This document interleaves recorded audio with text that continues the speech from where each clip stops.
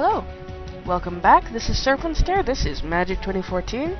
This is the tutorial on activated abilities, the last tutorial lesson. Death Touch. Creatures with Death Touch destroy creatures they damage. Okay, we get to go first, play a forest. I think this guy plays with blue mana. Show me whether I'm right? Yeah, I'm right. Well, not hard to remember. I did this not that long ago. Artifact. Like creatures, lands, and enchantments, artifacts remain on the battlefield after being cast. Yep. Artifacts are kind of like enchantments. Sometimes. Like, yeah, this artifact, it could be an enchantment. Whenever you cast a green spell or a forest enters the battlefield under your control, you gain 1 life. There's no significant difference, except for its type. Some things can get rid of artifacts, some can get rid of enchantments. Not always the same thing. I can't play it yet because it costs 3 mana, so we'll just go back to our Runeclaw Bears. Many creatures that have 2 power and 2 toughness are referred to as bears just because of the number of bears in the Magic the Gathering history that have 2 power and 2 toughness, although not all of them do. Oh, bears are also 2 power, 2 toughness, and 2 cost altogether. I think.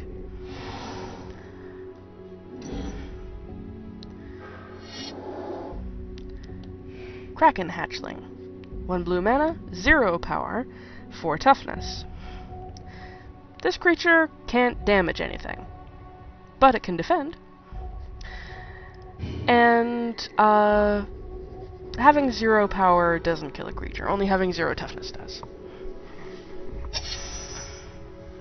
I think a creature can have negative power, but it can't deal negative damage. It's just treated as having 0 if it has negative.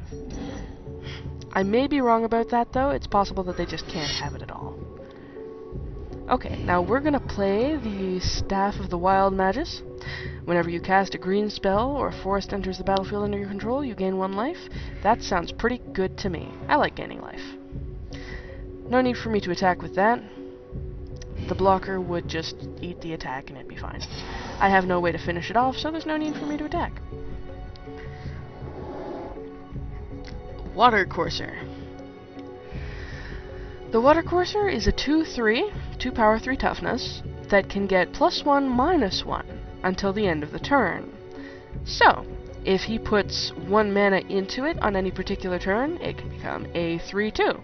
Because this can happen any number of times per turn, because it doesn't have a tap symbol, or say that it can only be used once a turn, he could also put 2 mana into it, and make it a 4/1, but if he put 3, then it would become a 5/0 and immediately die. Unless, of course, it had a buff. Creatures that get +1/-1 based on mana pumping are insane if you give them power and toughness buffs. My boyfriend and I had a match once where he beat me to death with a pixie that had a similar ability to this. It was a Metropolis sprite, I believe. It's a 2/1 that has, no, it's a 1/2, sorry, that has this ability. Normally, not that bad. You have the option of it being a 2/1 or a 1/2, depending on whether you want to put mana into it on any given turn. He gave it 6 +1/+1 counters, which meant that it had the capacity to hit me for 7 damage. And because it was flying, I couldn't even block it. It was pretty insane. Actually, no, not 7. No. Not 7. It would start with 7, with the 6 +1/+1 counters. It could hit me for, what would that be? 13. 13 damage a turn.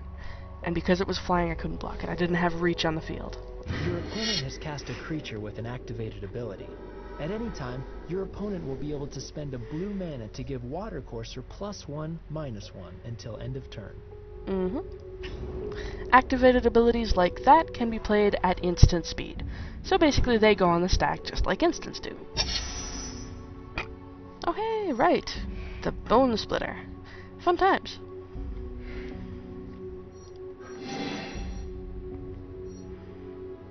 Right. So I can play this for 1. Yes, yes, yes.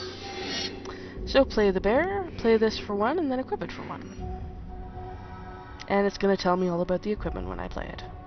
You've cast an equipment. Now that it's on the battlefield, you can attach it to a creature by paying its equip cost. Yes, use I the can. mouse to select Bone Splitter, then use the mouse wheel to zoom and click its equip ability. Mm-hmm.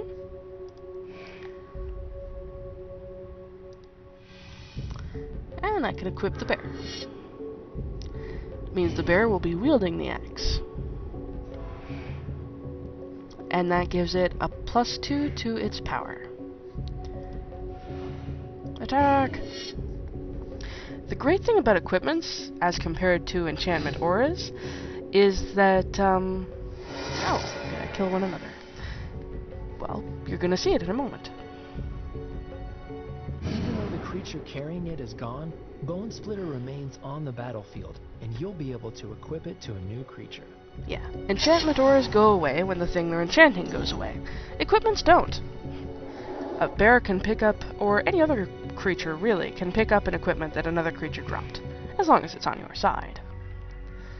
Nice denim sleeves there, boy. Flight. He's enchanting something with flying. Continue. So he's going... His Kraken hatchling is flying? Okay. I don't remember whether that happened last time. Seems kind of silly, but that's fine. Gigantomancer. It costs 7 plus green, total of 8 mana. But for only 1 mana when it's on the field, any target creature you control becomes a 7/7 until the end of turn, including itself.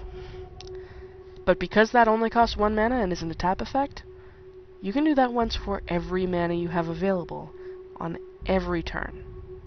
This is one of those broken cards. I mean, it does cost 8, so this is going to be difficult to get out.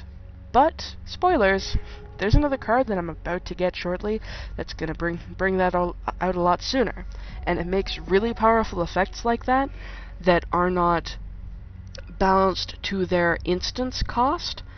So this is the instance cost. I'm not sure that's the specific name for it technically. But once this is all set up, anytime I want to make something a 7/7, it only costs 1. That's an incredibly low cost for that ability. It's only setting it up that takes a lot of mana. And that is a very abusable thing in games like this. There are lots of ways to get around this so that you can make use of this. Like, do you remember that card that I had last time? Wild Team, was it? If I summoned any other 1/1 and I had this in my deck, then I could bring him out right away if I had that card on the field. How frightening would that be? And then, if I had enough mana, I could turn both of them into 7/7s immediately. Anyway, let's continue.